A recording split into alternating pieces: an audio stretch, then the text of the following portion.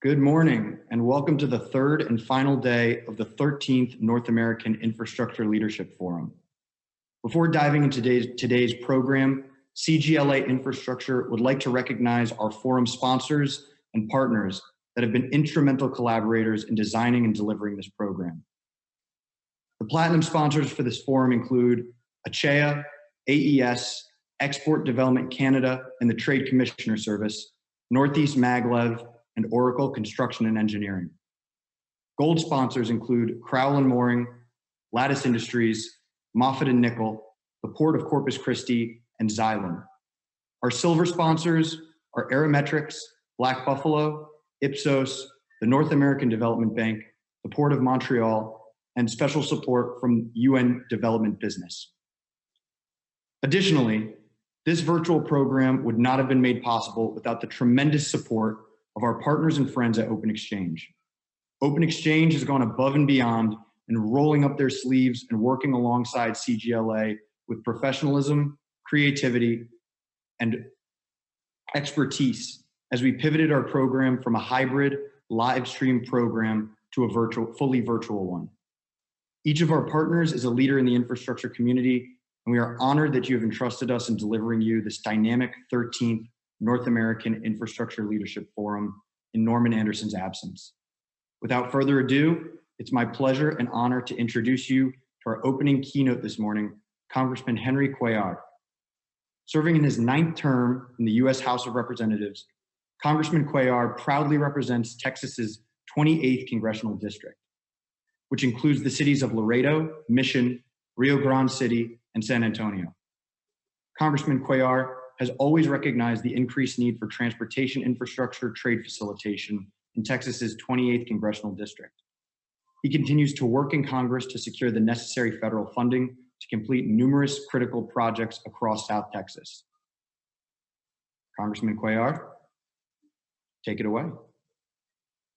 Well, first of all, thank you so much for your kind introduction. I want to say good morning to all of y'all for being here today. I'm actually in San Antonio this morning. I'll be with the SBA administrator here in San Antonio and talk about the work that the SBA does, and of course, how that interacts with the work that all of y'all do when it comes to both private and public partnerships. So I want to thank all of y'all.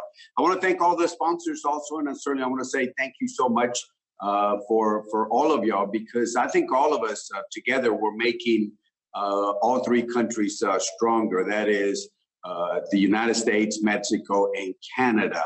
And I'm excited about the new NAFTA 2.0 that got signed. That is going to be something that's going to be extremely important as we continue to implement.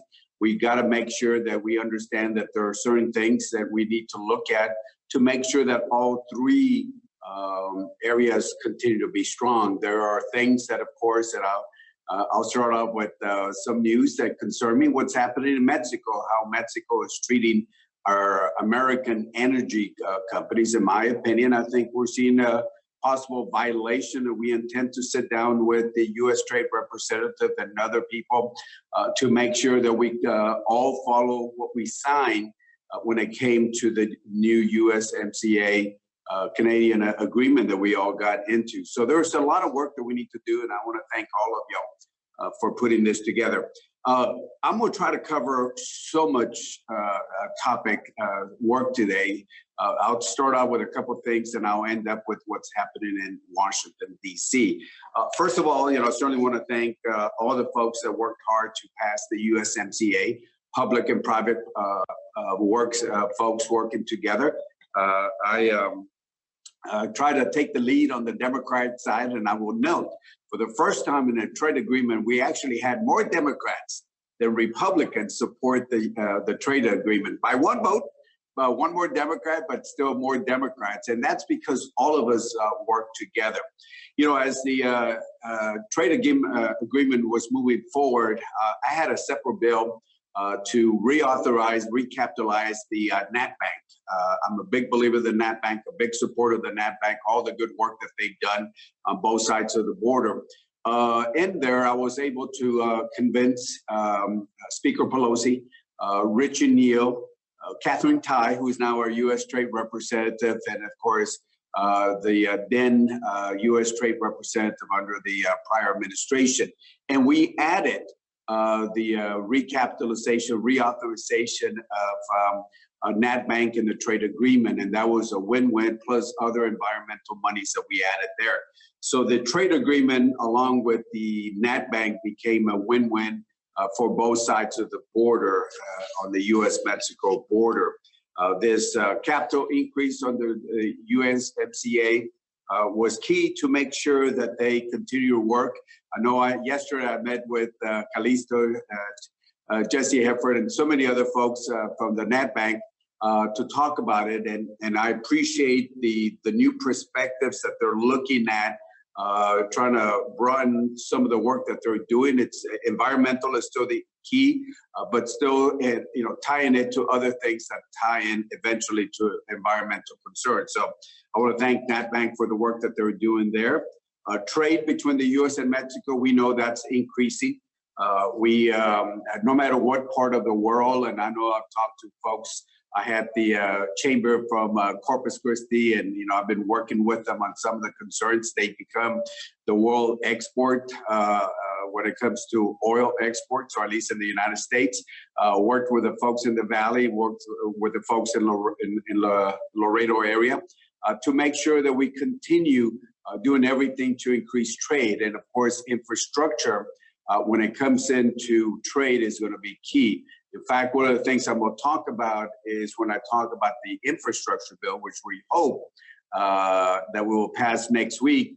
It has billions of dollars for port modernization, for work on our ports, and that's going to be key to make sure that as we increase trade, that we also have the infrastructure on both sides of the border itself. So we're coordinating with our friends across, and whether it's for trucks or even trains. I've been with Kansas City, as you know, now it'd be Canadian if everything goes through, from Mexico, US, all the way to Canada, or vice versa. I was with the Kansas City folks because they got projects in Laredo, for example. They already they got their permit for a second bridge where, as you know, Laredo is the #1 place for trains, international trains. The second bridge will go, one will be for southbound, the other for northbound. We're talking about doing a fly over Laredo where the trains actually won't stop in the middle of the bridges, in the middle of the streets, but actually will go over the city of Laredo. So we're working on different projects on that to make sure that whether it's trains or even in trucks, and I'll talk about the transportation in a few minutes, and whether it's in the Valley, whether it's in Corpus Christi or other places, we got to make sure that we do that. I know that we have other situations besides trade. We see the situation of the migrant crisis at the border, and as you know, when people are coming in, we know way before. When the Haitians came into Del Rio, we knew about it way before. We knew the way they were coming in from Chile, from Brazil and other places, coming in through Mexico. We knew way in advance, but with all due respect, the administration just didn't know, couldn't make a decision as to what to do. And before they knew it, there were 15,000 people in Del Rio, almost a third of the population that we have in Del Rio that were there. We still have Title 42, which means it's actually it's about an 1893 law that's used for public health to expel people. We still have that in place. As you know, the administration is reluctantly moving on the MPP, the Migrant Protection Protocol, to have people wait in Mexico before they ask for their asylums. But, a lot of, my situation has always been, if we know that, if you have 100 people that are asking for asylum at the border, and you put them before an immigration judge, 88 to 90% of them are going to be rejected. My question is, why are we allowing 100% of them when we know that should be only 10 to 12%? For example, some of the Haitians who were coming in, they were not coming straight from Haiti. They were coming in from Chile, from Brazil, and other places. And some of the places like Chile gave them asylum. So if they got asylum and they took their fear away, why are they now asking for asylum in the United States? And as you know, they threw their documentations as they were coming into the United States. So a lot of these things we know, we see it before. And I certainly ask Mexico, I hope the administration will ask Mexico to do more, because our problem becomes Mexico's problem very quickly, because as you know, there's over 55 countries that are coming in through the southern border. So it's not only Mexicans, it's not only Central Americans or Haitians, but you got people from 55 countries coming into the border. So again, I would ask the administration to look at not what Trump was doing. I know there's some Trump supporters there, not the way Trump was doing this, but I asked them to look at what President Barack Obama, Secretary Jay Johnson, his Homeland Secretary person, was doing. That is, you treat the migrants with respect and dignity, but you follow the law. And if the law says you have to go, then you have to go. In fact, President Obama followed the law more, and he actually deported more people than even Trump. And he did it in a more respectful, dignified way that President Trump did. So there's ways of treating people with respect, but you still follow the law. Finally, the couple other things, reopening of the border, something that I've been pushing from. We are the United States of America. There are ways of opening up the border. I talked to everybody. I talked to the secretary, the prior secretary, the CBP commissioners, both CBP commissioners under Trump and under Biden. Talked to the CDC experts about opening up the border. I even talked to Dr. Anthony Fauci. And the only one that would get it would be Dr. Anthony Fauci. When I explained to him the situation, he says, "What is the problem?" I said, "That's exactly, doctor, what I'm saying. There are ways. I mean, we know that people from Mexico were flying in, but people that wanted to drive couldn't come in. That contradiction. We knew that there were hundreds and hundreds of thousands of undocumented aliens were coming in, but the legal visa holders from Mexico that were spending billions of dollars. Before the pandemic, there were 18 million Mexicanos that would spend over $19 billion in the U.S. economy. That's what we were looking at. And that doesn't even count the Canadians that were coming in that would spend monies. There are different studies, when we talk about the impact on the border. The Federal Reserve Bank did do some work for the Laredo area as to the impact, 30, 40, 50, 60% of the businesses that were impacted by this. But also I would refer you to a report on December 2020 that Rice University did, where they actually studied the impact of the Texas border communities, border counties. And you will see that we lost billions of dollars because of the closing of the border. So I intend to be, since I've been pushing for this very hard, either at 12:01 on November the 8th or 8 o'clock, whenever they open up the border. I told CBP that I intend to be there, one, to welcome, the people that spend monies at our restaurants, hotels, et cetera, but also people that have not seen their families since March of 2020. So it's economics, and it's also has to do with monies also. There is also another topic that I like to cover before I talk about the current bills, and that is the donation acceptance program.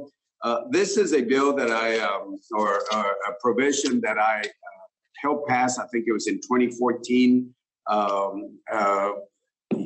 I had to work because of some politics with our Republican friends that didn't like President Barack Obama on the House side. I worked with Senator Mary Landrieu from Louisiana. I got her to work with me. We both added this in the appropriations. We added in. And then later, both Senator John Cornyn and I, we made it stronger. It's expired. We're not going to let it expire. I know there's a piece of legislation that I'm working with some members, but at the end of the day, if we have to add this in the appropriations, we'll add it again in the appropriations on the donation acceptance program, which has been so good for so many border communities. Now, let me go ahead and then just finally talk about quickly about what's happening in Washington, D.C. There are four things that we need to look at. One, we have to do the appropriations bills by the first week of December, and we look forward. I sit on the appropriations as the only Democrat in Texas. I sit on defense appropriations, homeland appropriations, the vice chair, and ag appropriations, and that covers a broad sector of the border communities in so many ways. And so we will do the omnibus appropriation bill at the end of the year. We're working on it. We're trying to get the differences between the House and Senate. We will get that done. We also have the debt ceiling. The debt ceiling, as you know, is so political. If a Democrat is in, the Republicans are against, and vice versa generally. Under President Trump, both Democrats and Republicans voted to raise the debt ceiling.